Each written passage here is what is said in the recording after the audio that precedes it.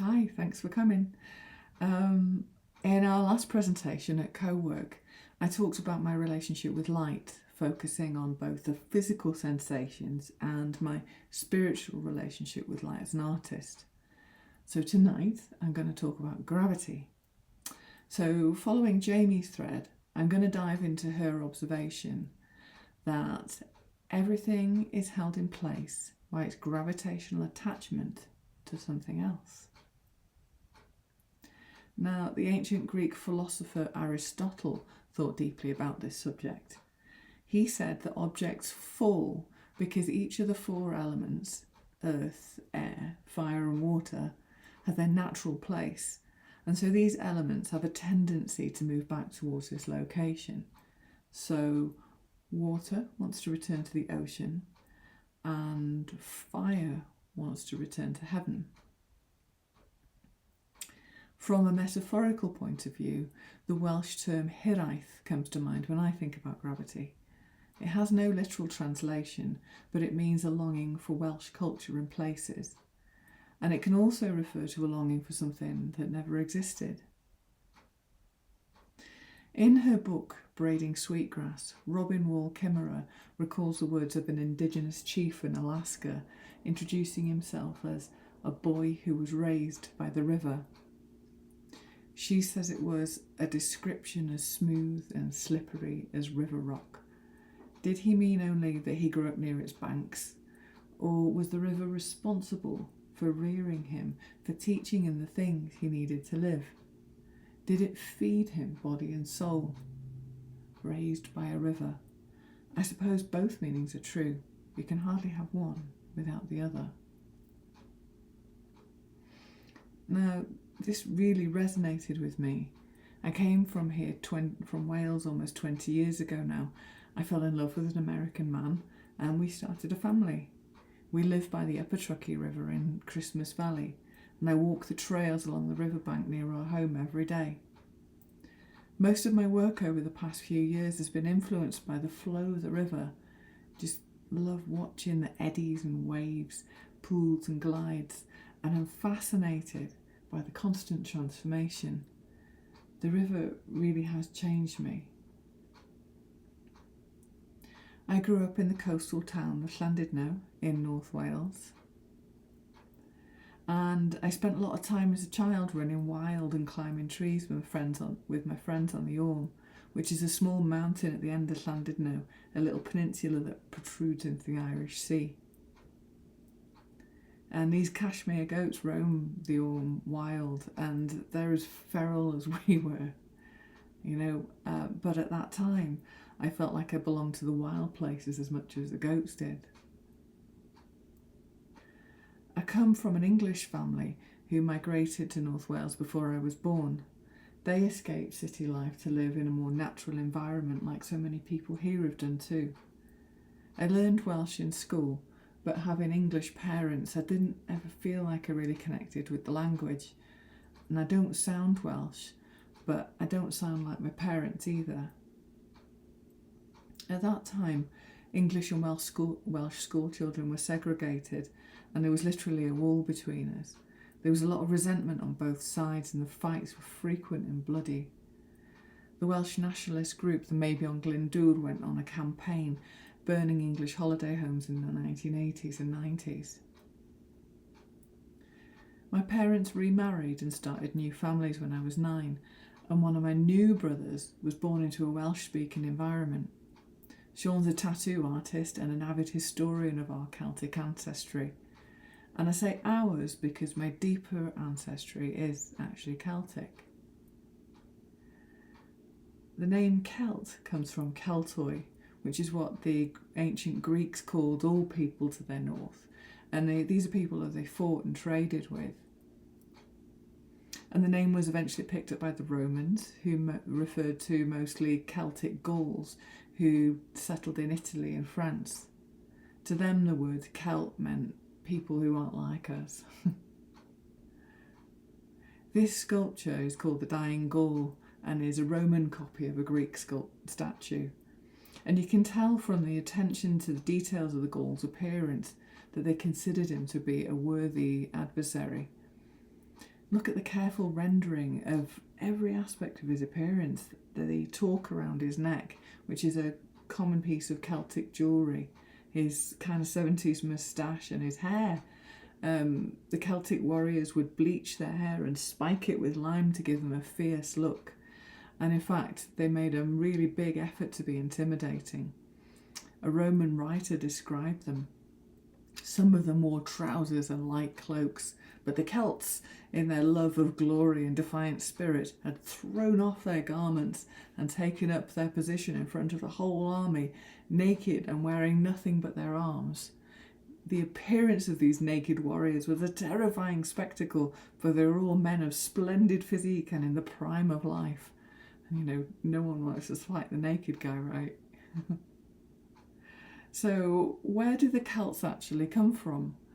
Our Celtic ancestors started to migrate in all directions from the Rhine River in Central Europe around the 5th century BC. When the Romans invaded, they pushed these people into what's called the Celtic fringes of Britain. That's Scotland, Ireland, Wales, Cornwall, Brittany and the Isle of Man. However, we're not a homogeneous culture. From ancient times to the present, the word Celtic has been used to describe a complex and ever-changing mixture of peoples, languages and cultures. So I'm descended from travellers, people who've migrated by land, river and sea many times until we settled in the wild, mountainous places of Britain. Sean tattooed my arm with designs from an Iron Age treasure that was cast into the waters of a lake called Llyn Cerrig Bach over 2,000 years ago as a votive offering to the gods. The hoard was discovered a few years ago near where we grew up. The swirling designs inscribed in the bronze artefacts echo the Irish Sea surrounding Wales, and the style is called La Tène, after the Iron Age site in Switzerland from around 450 BC. Sean says, museums are where ancient peoples can speak to us. They're temples for communication from the artists who came before us to the present day. The only thing that separates us is time. You just have to know how to listen. Finding out that I do belong in the culture I grew up in, after all, has been so healing. The designs on my arm connect me to my deeper ancestry, my heritage, and are a reminder that water has always been an important part of our identity. And humans are just drawn to water. When we transitioned from being roaming hunter-gatherers to settled farmers, the first place we gravitated to live was a junction of two major rivers, the Tigris and the Euphrates in Mesopotamia. And it wasn't just for survival. Water symbolism in art from the Neolithic period demonstrates that rivers were always of great spiritual importance for people. And items such as swords, helmets and jewellery were ritually thrown into rivers, lakes and the sea as offerings to the gods. Knowing that I come from a lineage with a long history of fragmentation and migration has helped me to see that I belong to a group of very creative and adaptable people. We're water people. So after I graduated and left home, I gradually moved further and further inland into the mountains, following the Avon Conway, the Conway River, towards its source. I started to make meaningful connections with Welsh culture, and I made some really lovely Welsh friends. So less than 30% of people living in Wales actually speak Welsh, and I'm not one of them. Dwi'n cofio dim ond dipyn o Cymraeg. I only remember little bits. And there are far more native speakers away from the coastline, with countless generations of history embedded in their lives and their homes. I've been taking Sean out sketching since he was a little boy. We hiked up to an ancient stone circle to sketch a few years ago, high above the Conway Valley, on a mountain called Moel Elio. He painted La Tène designs on a canvas and sang in his deep baritone in Welsh, while I drew the landscape and river in charcoal. It started raining and ruined the sketch, but it didn't matter. It was a moment of connection and belonging to the land, to our shared history, to our culture and to each other. Until the past few years, I created bodies of work that were separate, self-contained explorations of a single place or subject. But by reconciling the fragments of my belonging, I'm seeing less separation between Wales and Tahoe. And really, wherever I travel in the world, and this is Japan, and now I'm allowing all these places to meander freely through my work together instead of seeing them as separate. But no matter where I go, I feel the gravitational pull of the river environment, the familiarity of places where water meets land. Being near a river feels like a homecoming. The shade provided by overhanging alders and tall pine trees feels like a sanctuary. The quiet space where moss and ferns can grow feels really familiar. And the river feels like a really safe place to be childlike, to look in awe at reflections and aquatic flowers. These buttercups growing out of the river reminded me of making daisy chains and crowning each other with them when we were kids.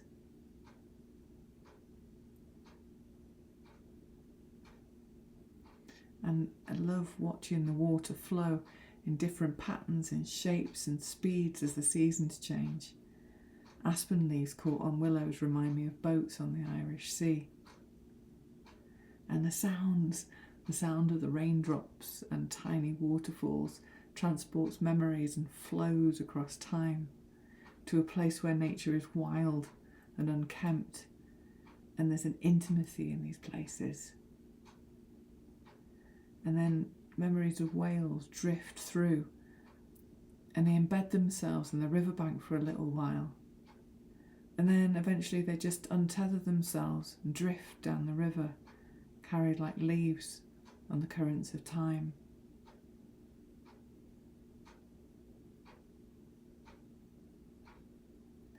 And sometimes I imagine that I can float high above the landscape and be in both places at the same time. And the details are just like chicken scratches on the earth. No specific places at all. And they all start to dissolve, and it becomes a relationship with the whole environment instead of one specific place. And I've realised that my relationship with the land and the water can be non-specific. And letting go of these labels has enabled me to feel a belonging to all of it. And I know now that my hirais was a longing for wholeness, a longing to belong. And I know now that I belong to the river of life. So on that note, I'll leave you with some wisdom from one of the masters of gravity and transformation, Bruce Lee. Empty your mind. Be formless, shapeless, like water. You put water into a cup and it becomes the cup. You put water into a bottle and it becomes the bottle. You put it into a teapot and it becomes the teapot. Water can flow or it can crash. Be water, my friend.